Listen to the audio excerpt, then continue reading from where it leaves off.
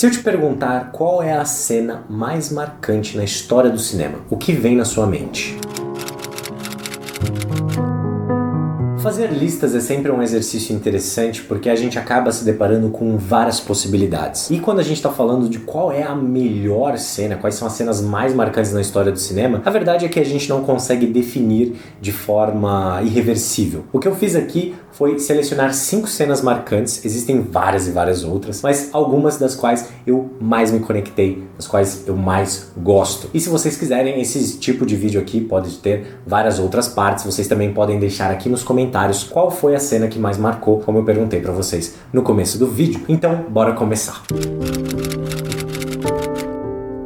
A primeira cena marcante que eu queria trazer pra vocês é uma transição. A montagem dentro do cinema, ela tem um papel fundamental para criar não só conexões entre uma cena, um frame a outro, mas também para criar significados, trazer simbolismo, para criar uma experiência que é única do cinema, que é única do audiovisual. E essa transição que eu quero trazer para vocês é justamente em 2001, Uma Odisseia no Espaço, a transição do osso para a nave espacial. Esse talvez seja um dos cortes mais famosos na história do cinema, uma transição fenomenal, e ela vem cheia de significados, né? Ela é muito interessante porque não só funciona pelo formato dos dois objetos, mas também pelo simbolismo que transmite com esse tipo de corte. O mais interessante de tudo é a gente pensar que quando nós estamos absorvendo uma obra como 2001, Uma Odisseia no Espaço, vão existir vários momentos icônicos, mas esse em especial é um extremamente marcante. Não é apenas uma transição que funciona também em seu simbolismo, mas ela é extremamente funcional para a história. Ela dá para nós o entendimento que o tempo passou. Não só o tempo passou,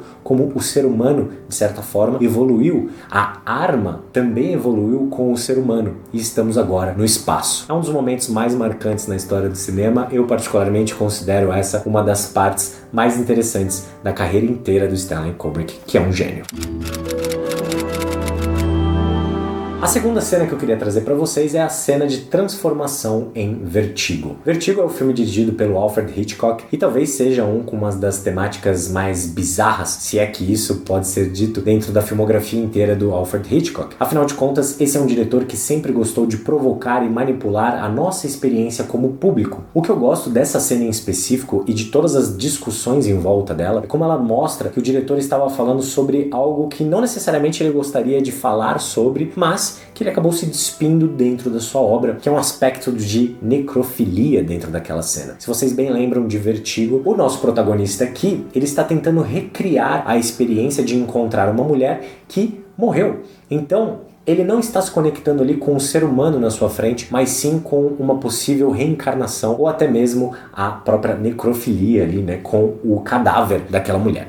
Parece bem bizarro, mas existe um documentário bem legal para quem quiser aprofundar essa temática, chamado Hitchcock Truffaut. Existe o livro do Hitchcock Truffaut e existe o documentário. Dentro desse documentário tem uma parte bem específica em que o David Fincher discute essa cena. Ele fala sobre como todo o simbolismo por trás dela mostra justamente esse lado mais estranho do diretor, extremamente estranho. Mas se você for pegar a própria cor dentro da cena, o verde, né, a morte que está sendo demonstrada ali, a própria fumaça que sobe, a música, a interpretação dos atores, a mise-en-scène inteira do Alfred Hitchcock nesse filme, e principalmente nesse momento, é simplesmente genial. E é um dos momentos mais icônicos também na história do cinema e também mais emblemáticos, que geram várias discussões. As pessoas não entendem exatamente ou até mesmo têm teorias diferentes do que significa aquela cena.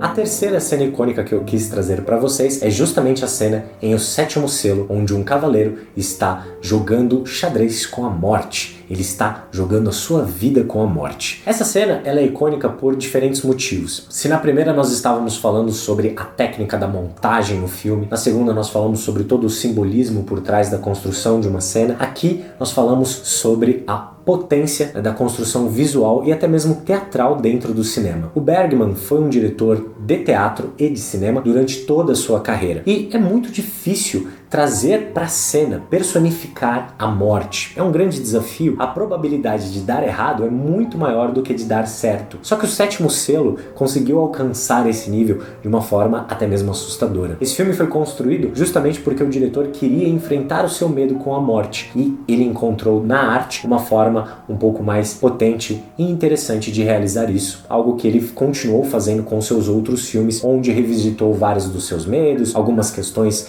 da sua própria personalidade, da sua infância. Mas essa cena, ela é emblemática de fato pelo seu visual, pela sua construção visual e pelo significado por trás de tudo aquilo. A imagem de um homem jogando xadrez com a morte é simplesmente genial e talvez nunca mais consiga ser reproduzida com tamanho impacto como a gente consegue assistir em O Sétimo Selo.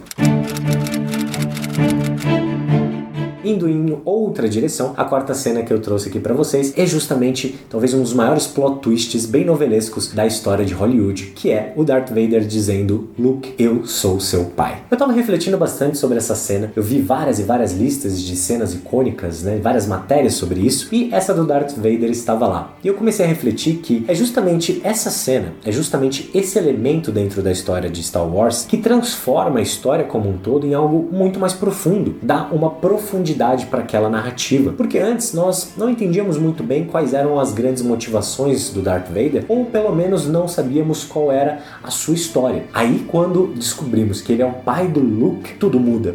Star Wars ganha um nível diferente e talvez seja por isso que as pessoas se conectaram tanto com essa história ao longo de tantos e tantos anos. Porque é claro, nós podemos ficar impressionados com a tecnologia em si e com tudo que o filme apresenta, a fantasia que o filme apresenta, né? A aventura por trás da obra. Mas é justamente nesses pontos que nós nos conectamos de fato com as histórias, porque entendemos ali uma certa humanidade dentro daquele personagem e por isso essa cena é tão icônica.